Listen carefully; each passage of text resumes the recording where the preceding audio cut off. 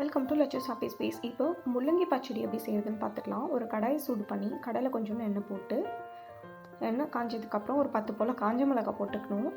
அது கூடவே கொஞ்சோண்டு ஒரு ஸ்பூன் தனியாகவும் ஒரு 10 கருவேப்பிலை இலை, உங்ககிட்ட வடகம் இருந்தால் வடகம் போட்டுக்கோங்க. அப்படி இல்லைன்னா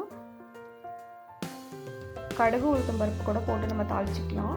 இதெல்லாம் நல்லா வதங்கணும். வதங்குற வரைக்கும் வெயிட் பண்ணலாம்.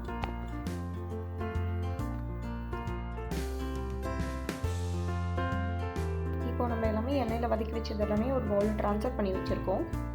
நெக்ஸ்ட் ஸ்டெப் பார்த்துடலாம். இப்போ அதே கடாயில் கொஞ்சம் எண்ணெய் ஊற்றிக்கிறோம். எண்ணெய் காஞ்சதுக்கப்புறம் நம்ம வெட்டி வச்சுருக்க முள்ளங்கிலாம் நம்ம சேர்த்துக்கலாம். முள்ளங்கி கூடவே ஒரு பெரிய தக்காளி, ஒரு 4 செரி டொமேட்டோ கூட நான் சேர்த்துருக்கேன். இதை நம்ம நல்லா வதக்கணும். இது நல்லா வதக்குனதுக்கப்புறம் இதுலேயே நம்ம மஞ்சத்தூளும் உப்பும் நம்ம சேர்த்துக்கிறோம்.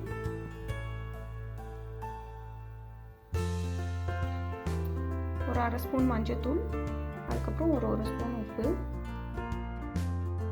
இப்போ நம்ம இது எல்லாத்தையுமே நல்லா கலரி விடுவோம். கலரி விட்டு நம்ம ஒரு தட்டு வச்சு நம்ம மூடி வச்சுக்கலாம். அப்பப்போ தட்டு எடுத்துட்டு கலரணும். ஒரு 3-4 வாட்டி கலர வேண்டியதாக இருக்கும். ஒரு தட்டு வச்சுக்க முடியலாம்.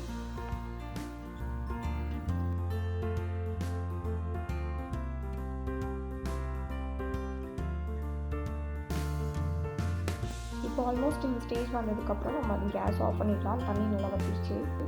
இப்போ அதே கடாயை வச்சுக்கிட்டு கொஞ்சோண்டு எண்ணெய் ஊற்றிக்கிறோம், ஒரு 1/2 ஸ்பூன் போல்.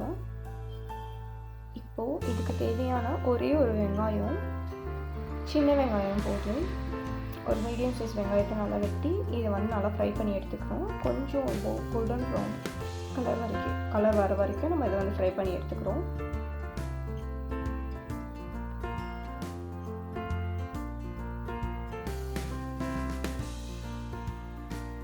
வெங்காயம் கொஞ்சம் கலர் மாற ஆரம்பிச்சிருச்சு.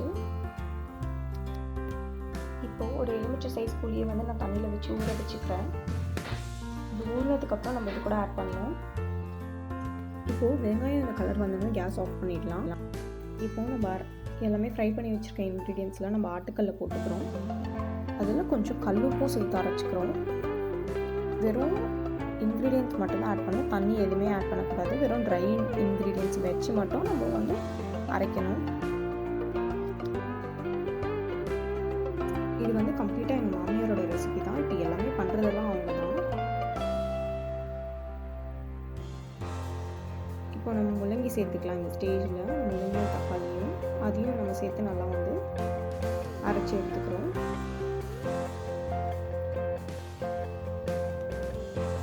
நம்ம இதெல்லாம் தள்ளி விட்டு அரைக்கணும். அரையும் போது தள்ளி விடணும். இது நல்லா பழக்கமானவங்களுக்கு மட்டும்தான் நல்லா அரைக்க வரும். புதுசாக நம்ம கற்றுக்கணும்னா நம்ம கொஞ்சம் டைம் எடுக்கும், ஆனால் கற்றுக்கலாம்.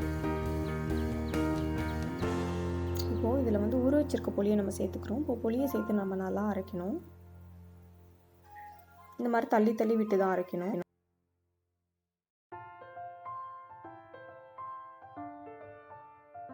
இப்போ உங்களுக்கு பார்த்தீங்கனாலே தெரியும், முன்னாடி இருந்ததுக்கும் இப்போ இருக்கிறதுக்கும் நல்லாவே டிஃப்ரென்ஸ் உங்களுக்கு நல்லாவே தெரியும். Almost to the final stage. இப்போது இதெல்லாம் நம்ம வலிச்சு ஒரு பவுலில் ட்ரான்ஸ்ஃபர் பண்ணிக்கலாம்.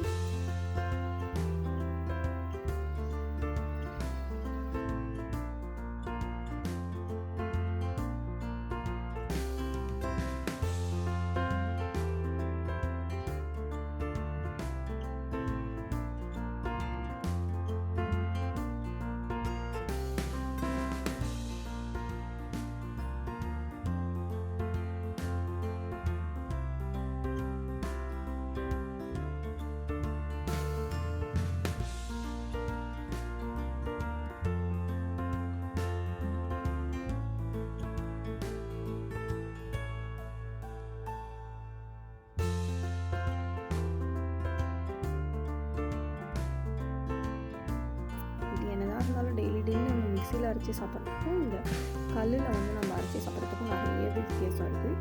இந்த மாதிரி கல் இருந்தால் உங்கள் வீட்டில் கூட நீங்கள் ஒரு வாட்டி ட்ரை பண்ணி பாருங்கள். இதை மிக்சியில் கூட நீங்கள் ட்ரை பண்ணலாம். இப்போ நம்ம வதக்கி வச்சுருக்க வெங்காயத்தை நம்ம ஆட் பண்ணிக்கிறோம். அதில் கொஞ்சோண்டு தண்ணி ஊற்றி மிக்ஸ் பண்ணிக்கிறோம். இப்போ வந்து பச்சடி ரெடி ஆகிடுச்சு. இதை வந்து நம்ம இட்லி, தோசை, சாப்பாடு கூட கூட நம்ம வந்து மிக்ஸ் பண்ணி இதை சாப்பிடலாம், நல்லாயிருக்கும். நான் இப்போ இது உங்களுக்கு இட்லி கூட சர்வ் பண்ணி காட்டுறேன். ரொம்பவே நல்லாயிருக்கும். இது ஒரு வாட்டி ட்ரை பண்ணி